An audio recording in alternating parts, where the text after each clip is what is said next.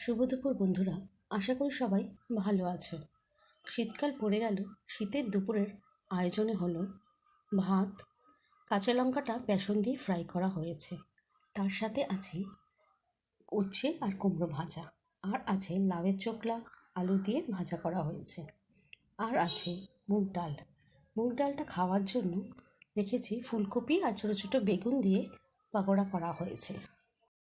আর আছে আমার খুব ফেভারিট পুঁইমিটুলির তরকারি।